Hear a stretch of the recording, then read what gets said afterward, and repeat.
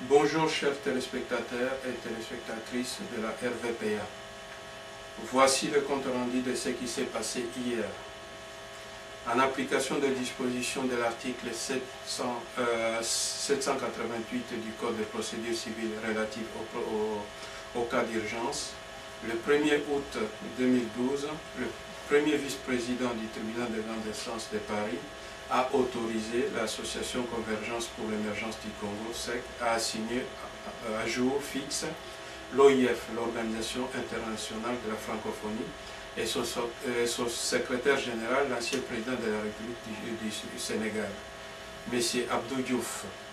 Cette assignation, rédigée par les avocats conseils de l'association SEC, M. Norbert Tricot et Olivier Devasno, et assistée par l'association de la diaspora congolaise de France et M. Jean-Louis Chimbalanga, qui est le président de la SEC, a fait l'objet d'une procédure de signification le 3 août 2012 au siège international de l'OIF à Paris, selon acte de notification qui suit. L'objet de cette assignation est de faire sanctionner les pratiques incohérentes et dommageables du secrétaire général de l'OIF qui, d'une part, en juste application des textes de l'OIF, dont la déclaration de Bamako du 3 novembre 2000 sur le bilan des pratiques de la démocratie, des droits et des libertés dans l'espace francophone, prend des mesures positives de condamnation ou sanction des pays francophones membres de l'OIF en situation soit de rupture de démocratie, soit de violation massive des droits humains, comme ce fut le cas pour la Mauritanie, le Madagascar, la Guinée-Bissau, la Côte d'Ivoire et plus récemment le Mali. Ou bien, il y a 2 ans, délocalise en urgence pour juste raison de sécurité le 13e sommet OIF qui devait se tenir à Madagascar pour le relocaliser en Suisse. D'autre part, au mépris de ces mêmes textes, OIF adopte une attitude négative et discriminatoire en refusant de reprendre les condamnations du secrétaire général de l'ONU, de la Commission européenne et du Parlement européen quant au massacre, viol collectif, recrutement des enfants soldats, ainsi que les fraudes électorales massives de novembre 2011 et arrestations arbitraires qui sévissent en République démocratique du Congo. Et va même, en tant que secrétaire général de l'OIF, jusqu'à encourager la tenue en octobre 2012 du 14e sommet de l'OIF à Kinshasa, capitale de la RDC, où règne à ce jour l'insécurité, les assassinats, les enlèvements et les disparitions organisées des journalistes, des députés ou bien des défenseurs des droits humains congolais par des milices paramilitaires, agissant en permanence dans l'illégalité et l'impunité. C'est bien que n'est même pas non plus respecté les promesses d'organisation d'élections transparentes, démocratiques en RDC qui avaient été données lors du 13e sommet de l'OIF de Montreux, pour que puisse être autorisée la tenue d'un 14e sommet à Kinshasa en octobre 2012. C'est pourquoi l'objet de cette assignation à référé est d'obtenir le moyen juridique d'une relocalisation du 14e sommet de l'OIF de la francophonie hors de la RDC, y compris si nécessaire par la nomination par le tribunal d'un administrateur judiciaire se situant à la défaillance de l'actuel secrétaire général de l'OIF. Voici ce qui s'est passé hier en image. Jean-Louis Timbalanga, yebisa biso tina ya procès oyo po esalamana noté, comme on dit en français, c'est de l'inédit. Bon, d'abord, on a Pessibino, merci mingi. Na Pessibino, merci mingi. Ndenge toza na posa ya koeba pona nini toke na kati ya procès oyo. Toke na procès oyo, c'est pour tozali pe ba membre ya francophonie. Mais francophonie yango ezali ba nyamate, francophonie wana ezali bato. Donc toza na texte moko ezali ko régir francophonie. Texte wana ba bengi yango déclaration de Bamako. Tomoni ke bobungi ezali mingi na kati ya texte wana yango tolobi ke non tokende na justice pour akata makambo. Donc makambo eba komi na déclaration de Bamako ezali contraire ya makambo biso tozomona. C'est-à-dire que Tata Abdou Diouf oyo biso to fallait to pesa respect et la kisi ke ye aina bana ya Congo. pamba te okotala na mur nyonso ya francophonie mbala ata moko asala déclaration ou bien communiqué ou bien condamnation na makambo sama na Congo te. Alors toza ko kama alors que déclaration de Bamako wana naza ko senga bino nso bokende kotala balobi boy parce que texte mususu o ezali ko régir francophonie ezalité à part charte o esalaka francophonie d'ailleurs ezalaka liboso francophonie ezaka ACCT sima nani francophonie ye botango francophonie ye texte ezali bo moko texte wana ba bengi yango déclaration de Bamako elingi koloba te bakondi nyonso oyo ya mboka oyo baza ko partager monoko moko ba bengi français basanganaki mpona kotala ndenge nini lolenge nini tokoki kotambola mpona démocratie na kati ya mboka.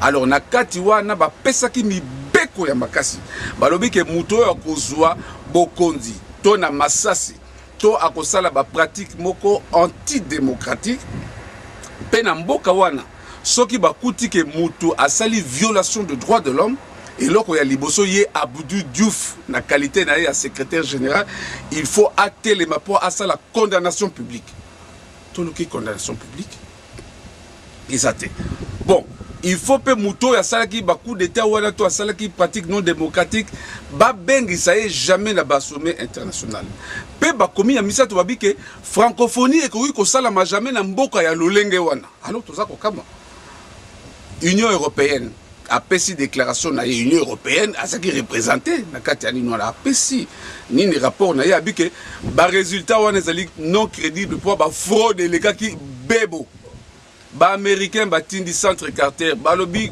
kona penza zala ki somo ya fraude Union africaine aussi Union africaine nga moko na moni na miso naza ko lobonga na yebi na moni na miso Ligue des électeurs oyo francophonie a pesaka mbongo alobi ke kona penza ezali poto non crédible ONU o elegitina francophonie elobi ke violation des droits de l'homme ezalaki abi violation grave des droits de l'homme avant pendant et après alors motuna ezabe moko monsieur Abdou Diouf yo bimisela biso pe ya yo rapport o ezali koloba ke baninga o balobi wana ezali ya lokuta soki opesi biso rapport oyo lakisi ke makambo elekaki na Congo eza malamu alors yango wana ozo kende kona kosala sommet tondimi mais soki rapport ezali te osakali na bana ya Congo terminé sika d'assignation de l'acte d'huissier soit produit à nouveau à l'Organisation internationale de la francophonie et à son secrétaire général, dans la mesure où ces deux personnes juridiques ont refusé purement et simplement l'acte. Comme il s'agit, non pas d'une première, mais d'une action relativement spécifique, en ce qu'il s'agit de l'action d'un privé à l'encontre d'une organisation internationale. Donc la présidente a estimé effectivement qu'il fallait prendre toute précaution utile, notamment dans le respect du contradictoire.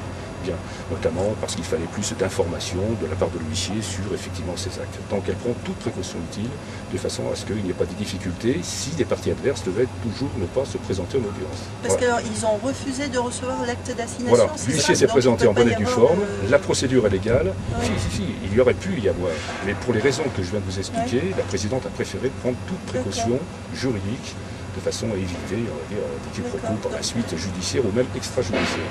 Voilà. Donc il y a à quinzaine effectivement une nouvelle date d'audience, c'est le 6 septembre à 9h. C'est jeudi 6 septembre à la veille. Toujours effectivement traité par la même présidente. Donc ce sera à nouveau une audience de procédure? Ce sera très certainement une audience de plaidoirie compte tenu de l'urgence de la situation et compte tenu que effectivement ces personnes auront reçu, ces parties adverses pour la seconde fois, un acte d'assignation identique. Novembre 2000, le 3 novembre 2000, l'Organisation internationale de la francophonie a réuni un symposium des chefs d'État francophones à Bamako et a été adoptée une déclaration de Bamako qui indique que l'Organisation de la francophonie, l'OIF internationale, prendra toute mesure de sanctions à l'encontre des pays membres de l'organisation, plus de 75 pays, qui ne respecteraient pas les critères minimums en cas de rupture de la démocratie ou de violation massive des droits humains. C'est pour cela que le secrétaire général de l'OIF, M. Diouf, a fort justement été amené a condamné des situations de coup d'État, d'abord en Mauritanie, ensuite en Guinée-Bissau, a condamné la situation en Côte d'Ivoire, a condamné la situation plus récemment au Mali, mais n'a jamais effectué la moindre condamnation de la situation en République démocratique du Congo. Et alors que le texte de l'OIF et la déclaration de Bamako permettent dans des situations graves de pouvoir convoquer le Conseil permanent de la francophonie, de convoquer la conférence ministérielle francophone et de prendre des mesures de sanctions qui peuvent aller jusqu'à la suspension d'un pays. Le membre de la francophonie, c'était le cas de Madagascar, qui a été suspendu de la francophonie, et prendre la mesure de refuser de tenir des sommets de l'Organisation internationale de la francophonie dans le pays en question. Et il y a un précédent. Le précédent que je voudrais citer, c'est celui qui a eu lieu il y a 2 ans, en 2010, puisque les sommets de l'Organisation internationale de la francophonie se tiennent tous les 2 ans. Ils réunissent les chefs d'État des pays francophones. Et donc il y a 2 ans, il avait été estimé que la situation à Madagascar était une situation de trouble à l'ordre public et de rupture des critères de bonne gouvernance. Et donc à l'époque, le secrétaire général de la francophonie, M. Diouf, avait encouragé à une prise de mesures de suspension de Madagascar de l'OIF et avait demandé la délocalisation du sommet qui devait se tenir en Tananarivo à Madagascar, qu'il se tienne en Suisse, à Montreux. Et donc en 2010 a eu lieu le sommet de Montreux, et c'est lors du sommet de Montreux que le représentant de la République démocratique du Congo, M. Joseph Kabila, a promis à tous les chefs d'État présents qu'il organiserait des élections démocratiques avant la fin de l'année 2011 en République démocratique du Congo, qu'il respecterait les critères de bonne gouvernance, qu'il lutterait contre les violations massives des droits humains et qu'en conséquence, un 14e sommet de la francophonie pourrait se tenir dans de bonnes conditions à Kinshasa en octobre 2012 en République démocratique du Congo. Et il se trouve qu'il n'a pas tenu ses promesses et que le 28 novembre 2011, on a eu des élections dans des conditions sanglantes en République démocratique du Congo. Donc la veille des élections, l'armée de M. Kabila a tué de nombreux électeurs, de nombreux manifestants, y compris à Kinshasa, dans la capitale. Toutes les organisations internationales, notamment les délégations de l'Organisation des Nations Unies, les délégations de l'Union européenne, les délégations du Parlement européen, ont constaté que ces élections étaient truquées. Plus récemment encore, le Haut Commissariat des Nations Unies de l'ONU pour les droits de l'homme et le Haut Commissariat pour les réfugiés ont dénoncé les violations massives des droits humains, puisque cela fait des mois et même des années, que dans de nombreuses provinces du Congo, et plus particulièrement dans le nord-est, la province de Kivu, il y a des viols massifs, il y a des massacres, il y a des enrôlements d'enfants soldats, donc on est dans une situation de violation massive des droits humains. Et même dans la capitale Kinshasa, encore, au mois de juin dernier, un représentant de l'opposition au régime de M. Kabila, M. Diomi, président du Parti démocratie chrétienne, a été enlevé, il a disparu. C'est le cas. Et ces derniers mois et ces dernières années, on a même eu des députés qui à Kinshasa ont été assassinés, des députés dits d'opposition qui ont assassiné des journalistes. Les défenseurs des droits humains sont régulièrement enlevés dans des conditions. Donc on est dans une situation de rupture totale. La diaspora congolaise de France, la SEC et ses avocats conseils ne comptent pas s'arrêter là. Une nouvelle assignation est fixée au jeudi 6 septembre 2012 à 9h au Palais de justice de Paris, 4 boulevard du Palais, 75 000 Paris, métro Cité. Venez nombreux à ces rendez-vous. Nous comptons sur votre présence, mobilisée autour de vous. Nous vous tiendrons informés continuellement de la suite des événements. C'était le secrétaire général de la diaspora congolaise de France, M. Ntumba Edouard Ingeta.